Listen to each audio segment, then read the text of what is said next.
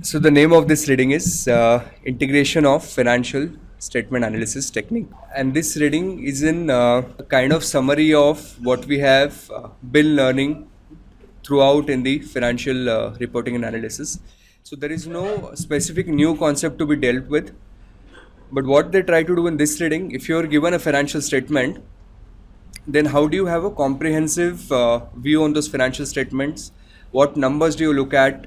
How do you gauge the quality of the report and quality of the earnings, and then how do you comment? So the best approach to deal with this reading is to solve a couple of case studies to get comfortable. The strategy would be that we would first run through theory quickly once so that we get acquainted with the terminology, and then we jump on to questions directly.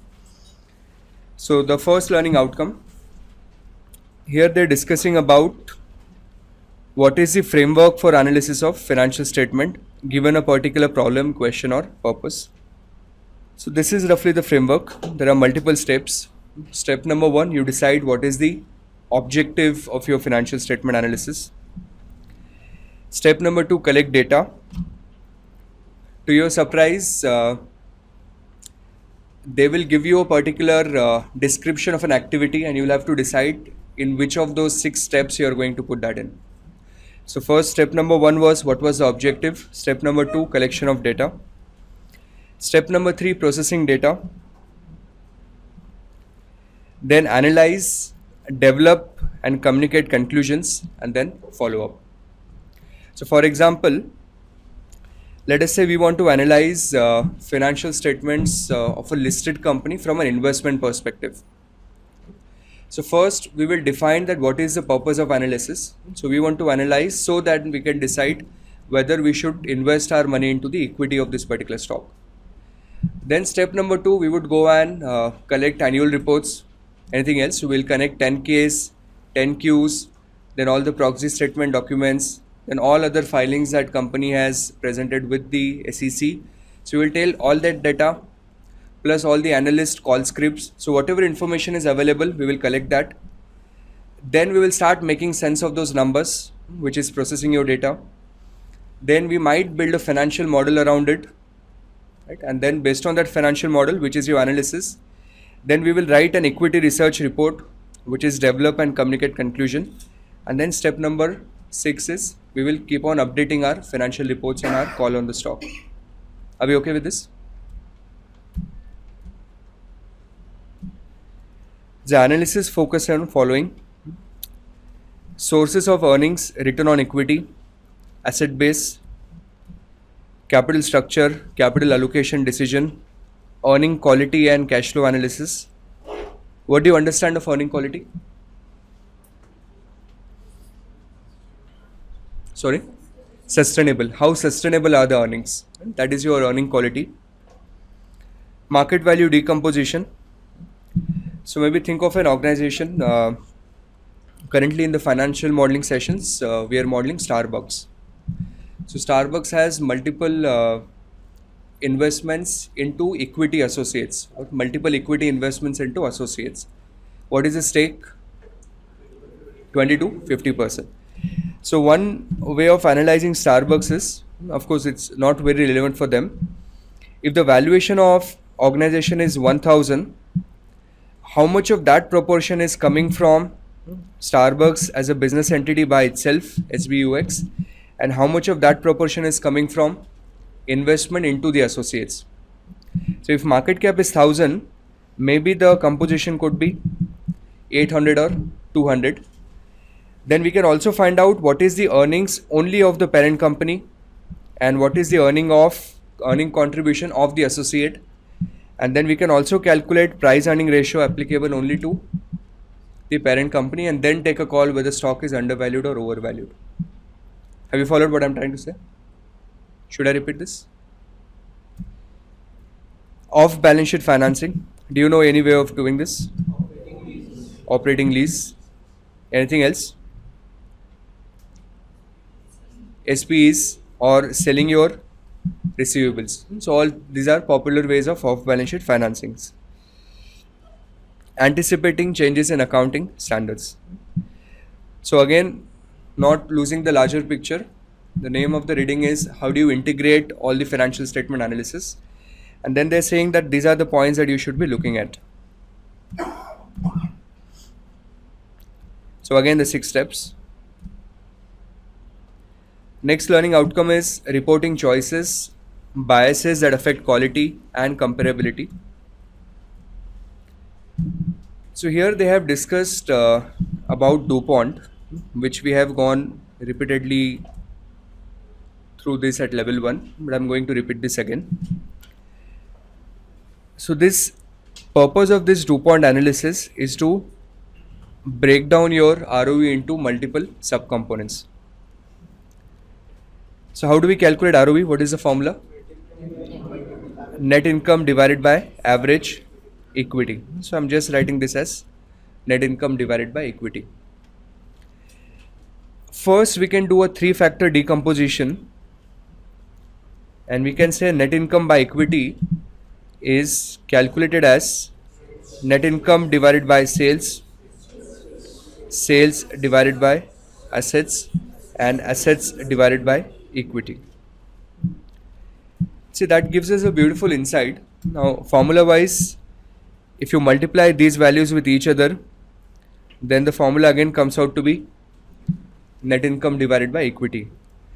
But what insight it is giving us, if you want to increase your ROE, either increase your net profit margin, that means start selling at a higher profitability, or simply start selling more, which is improve, what is this ratio called? Asset turnover ratio. Or you might increase the financial leverage, not increase profitability, not increase sales, but just by increasing financial leverage, you would still be able to achieve higher amount of profits, higher amount of ROEs. Now this net income, we can further decompose into 3 parts. So net income could be further decomposed into 3 parts. So first one could be EBIT divided by sales, EBT divided by EBIT, and this would be EAT, also called as net income divided by EBT. So this EBIT divided by sales is your operating profit margin. EBT divided by EBIT, this is your interest burden ratio. Interest burden ratio. And EAT divided by EBT is tax burden ratio. And now the 5-factor Dupont, which is 1, 2, 3, 4, 5, gives us a better perspective on the last value here. So when you increase your financial leverage, you will have a positive multiplier here. And larger the leverage, higher would be the multiplier. But one effect that will have, your interest expense will increase, and therefore this number will come down. So we always need to look at the trade-off of the two. Are you following what I'm trying to say? If you increase your financial leverage, that means increase your debt. So if you increase your debt, can we safely assume that this number would be higher? But if you increase your debt, then your interest expense will increase. And if interest expense will increase, then this number will turn out to be lower. So this lower number will pull down your ROE, and this higher number will pull up your ROE. So we have to look at the trade-off of the two. Right? So that means increasing financial leverage does not work all the time. It has to be seen in a case-to-case basis. Any questions you would like to ask you? So at level 2, this is a very popular theme of question. What they would do is, in a large case study, they will give you all these factors, and these factors would be given over the period of 3 to 4 years, and then they will make certain comments, and you would be required to decide whether those comments are correct or incorrect. So I'm doing a comparative example here. Let us say this is year 2001, 2002, 2003. So operating profit margin,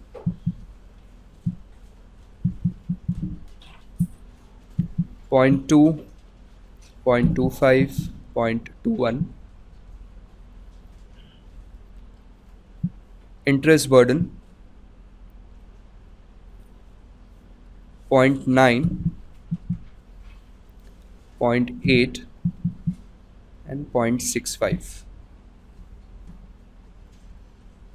Tax burden 0.89, 0.87, 0.88.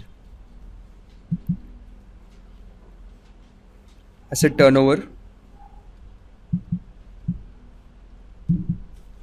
1.6, 1.4, 1.11. Financial leverage 1.1, 1.6, 2.2. And then in the question there would be comments like this. So I'm making a few comments. Number one, that over this period of time, first I think you'll have to give me ROEs to make comments. Calculate ROE for each of the 3 years. 0.28. So that's 28.19%. So a comment like this, that ROE has been, over the period of 3 years, ROE has been more or less volatile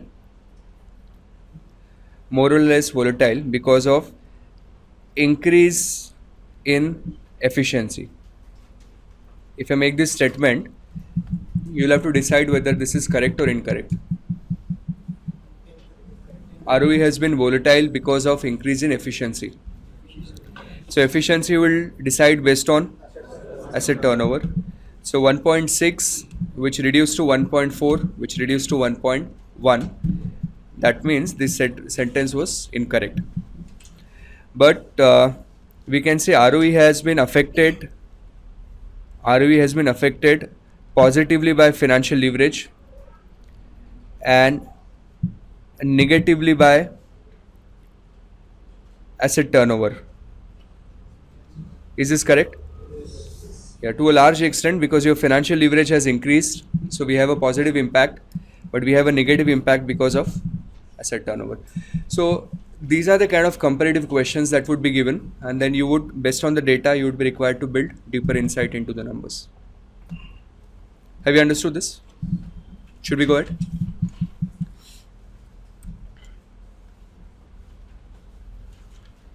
So this was the point I was discussing earlier. Remove equity income from associates and the investment account to eliminate any bias. So again, on this particular point, you need to be careful. Let us say we have a balance sheet here. We have equity of 1000, debt of 1000, cash of 1000, plant and machinery of 500, and investment in associates of 500. Now this year your net income was 300. The total income of associate was 500, and our stake in the associate was 20%. Now step number 1, if you just calculate ROE without making any adjustment, that ROE will come out to be 300 divided by 1000, which would be 30%. But what we know is that our net income will include proportionate share of income from associates. So if you calculate an adjusted ROE, please observe carefully here, 300 minus we have 20% of this income into our income, which would be 100, divided by your equity is 1000. I'm making an assumption that this investment in associates was funded precisely in the exactly current capital structure, which means this 500 was funded as 50% equity and 50% debt. which means out of that 500, 250 is equity. And now we'll have a new ROE, which is 200 divided by 850, which is 20. How much? This is 750. 200 divided by 750 is 26%. So this is your adjusted ROE. Have you understood this?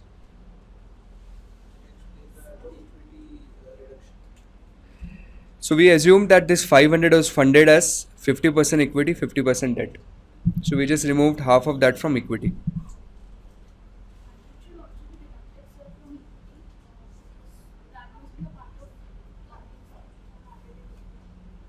Yeah, if you want to do that, then it should be 50 to be deducted. That's average. You don't do that. If a large company acquired a small company, 100% stake, and private limited, then should we be making adjustment? Yeah, you would still be. Now the adjustment would be different. When you acquire 100%, use acquisition method, and when you use acquisition method, you also add sales, you also add cost, so the ratios are not distorted so much.